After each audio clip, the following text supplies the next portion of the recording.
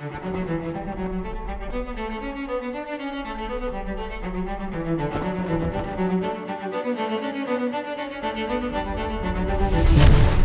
the summer of 1776. The world is watching as a small group of colonies challenge the might of the British Empire.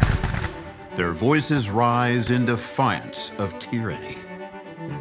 In Philadelphia, the Declaration of Independence is drafted by 33-year-old Thomas Jefferson. The document is a daring manifesto that proclaims liberty as a natural right. 56 delegates from each of the 13 original colonies sign off on the Declaration. The purpose of the Declaration was to declare the colonists' separation from Great Britain, explain the reasons for this action, justify the colonists' grievances, and seek international support for our new nation. Those words did not exist only on paper. They echoed across the hills and valleys of the colonies, calling ordinary people to extraordinary sacrifice. The Declaration's bold and inspiring words persuaded farmers, blacksmiths, and others to risk everything for freedom. Here in Chester County, fields turned into battlegrounds at Brandywine and Paoli as revolutionaries fought for a new nation. These bloody conflicts are hard to imagine while observing Chester County's serene rolling hills and quiet fields. But stone buildings and memorials stand as reminders of those pivotal moments in American history and our region's role in securing the freedom of our nation.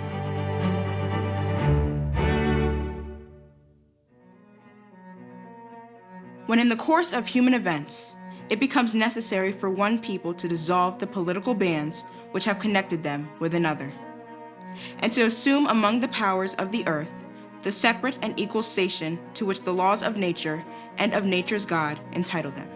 A decent respect to the opinions of mankind requires that they should declare the causes which impel them to the separation. We hold these truths to be self-evident. That all men are created equal. That they are endowed by their Creator with certain unalienable rights. That among these are life, liberty, and the pursuit of happiness. That to secure these rights, governments are instituted among men, deriving their just powers from the consent of the governed. That whenever any form of government becomes destructive of these ends, it is the right of the people to alter or to abolish it, and to institute new government. Laying its foundation on such principles and organizing its powers in such form as to them shall seem most likely to affect their safety and happiness. Prudence, indeed, will dictate that governments long established should not be changed for light and transient causes. And accordingly, all experience hath shown that mankind are more disposed to suffer while evils are sufferable than to right themselves by abolishing the forms to which they are accustomed. But when a long train of abuses and usurpations, pursuing invariably the same object, evinces a design to reduce them under absolute despotism, it is their right, it is their duty to throw off such government and to provide new guards for their future security. Such has been the patient sufferance of these colonies, and such is now the necessity which constrains them to alter their former systems of government. The history of the present King of Great Britain is a history of repeated injuries and usurpations, all having in direct object the establishment of an absolute tyranny over these states. To prove this, let facts be submitted to a candid world. He has refused his assent to laws, the most wholesome and necessary for the public good. He has forbidden his governors to pass laws of immediate and pressing importance, unless suspended in their operation till his assent should be obtained, and when so suspended, he has utterly neglected to attend to them. He has refused to pass other laws for the accommodation of large districts of people, unless those people would relinquish the right of representation in the legislature, a right inestimable to them and formidable to tyrants only. He has called together legislative bodies at places unusual, uncomfortable, and distant from the depository of their public records for the sole purpose of fatiguing them into compliance with his measures. He has dissolved representative houses repeatedly for opposing with manly firmness his invasion on the rights of the people.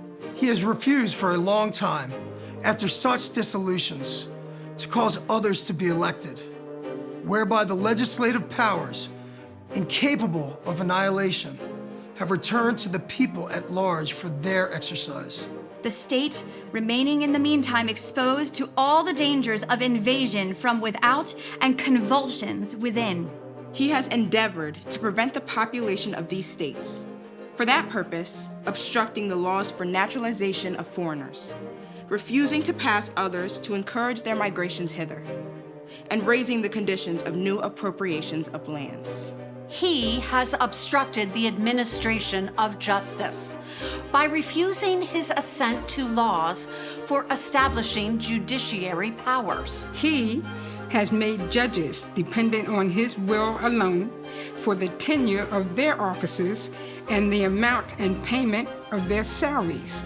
He has erected a multitude of new offices and sent hither swarms of officers to harass our people and eat out their substance. He has kept among us, in times of peace, standing armies without the consent of our legislatures. He is affected to render the military independent of and superior to the civil power. He has combined with others to subject us to a jurisdiction foreign to our Constitution and unacknowledged by our laws, giving his assent to their acts of pretended legislation. For quartering large bodies of armed troops among us. For protecting them by a mock trial from punishment for any murders which they should commit on the inhabitants of these estates. For cutting off our trade with all parts of the world, for imposing taxes on us without our consent. For depriving us in many cases of the benefits of trial by jury. For transporting us beyond seas to be tried for pretended offenses. For abolishing the free system of English laws in a neighboring province, establishing therein an arbitrary government, and enlarging its boundaries so as to render it at once an example and fit instrument for introducing the same absolute rule into these colonies. For taking away our charters, abolishing our most valuable laws, and altering fundamentally the forms of our governments. For suspending our own legislatures and declaring themselves invested with power to legislate for us in all cases whatsoever. He has abdicated government here by declaring us out of his protection and waging war against us. He has plundered our seas, ravaged our coasts, burnt our towns, and destroyed the lives of our people. He is, at this time, transporting large armies of foreign mercenaries to complete the works of death, desolation, and tyranny, already begun with circumstances of cruelty and perfidy scarcely paralleled in the most barbarous ages, and totally unworthy the head of a civilized nation. He has constrained our fellow citizen, taken captive on the high seas to bear arms against their country, to become the executioners of their friends and brethren, or to fall themselves by their hands. He has excited domestic insurrections amongst us and has endeavored to bring on the inhabitants of our frontiers, the merciless Indian savages, whose known role of warfare is an undistinguished destruction of all ages, sexes, and conditions. In every stage of these oppressions, we have petitioned for redress in the most humble terms. Our repeated petitions have been answered only by repeated injury. A prince whose character is thus marked by every act which may define a tyrant is unfit to be the ruler of a free people. Nor have we been wanting in attentions to our British brethren. We have warned them from time to time of attempts by their legislature to extend an unwarrantable jurisdiction over us. We have reminded them of the circumstances of our emigration and settlement here. We have appealed to their native justice and magnanimity. And we have conjured them by the ties of our common kindred to disavow these usurpations, which would inevitably interrupt our connections and correspondence. They too have been deaf to the voice of justice and of consanguinity. We must therefore acquiesce in the necessity which denounces our separation and hold them, as we hold the rest of mankind, enemies in war, in peace, friends. We, therefore, the representatives of the United States of America, in General Congress assembled, appealing to the Supreme Judge of the world for the rectitude of our intentions, in the name and by the authority of the good people of these colonies, solemnly publish and declare that these united colonies are, and of right ought to be, free and independent states, that they are absolved from all allegiance to the British Crown, and that all political connection between them and the state of Great Britain is and ought to be totally dissolved. and that as free and independent states, they have full power to levy war, conclude peace, contract alliances, establish commerce, and to do all other acts and things which independent states may of right do.